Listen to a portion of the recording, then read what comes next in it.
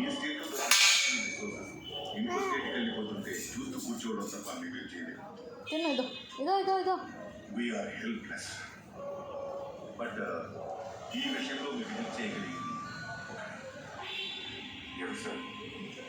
వివేక్ మెట్టల్. అంటే ట్రైనింగ్ వచ్చాను. ముంబైలో కూర్చుని ఇండియాలో ఎక్కడైనా చెప్పండి. తిను నువ్వు ఎట్లా తింటున్నావు? వీడియో తీద్దా అంటే నువ్వు అనేసినావు. రైట్ హ్యాండ్తో తిను.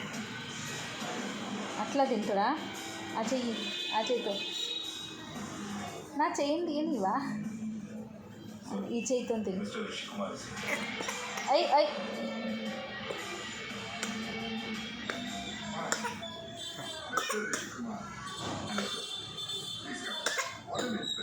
సరే.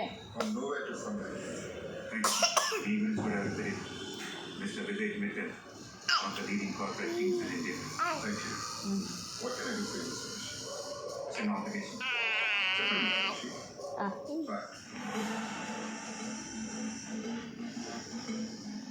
అది రామవరం అనే ఒక ఊరు. అక్కడ ఒక ఫ్రెండ్ అతని కోసం ఒక ఊరు వదిలేడు. అదొక్కటి తప్ప. Mister Rishi, this my decision board.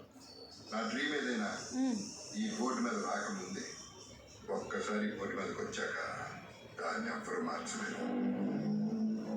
ఈ ఒక్క ఊరిని వదిలేస్తే దారిలో 83 ఊళ్ళు. It's $10 million project. అంటే 75,000 కోట్లు.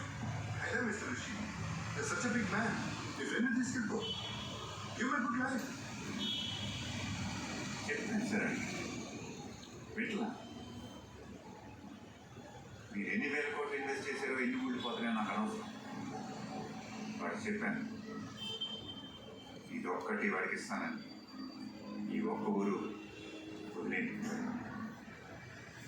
కుదరదు మిస్టర్ రిషి. కుదరాలి మిస్టర్ వివేక్. కుదరకపోతే మీ కలగానే తిను ఆపెట్టుకో. Mister Rishi, this is a national project and everything is legal. No, Mr. Vivek. This is your personal project and there's nothing legal about it.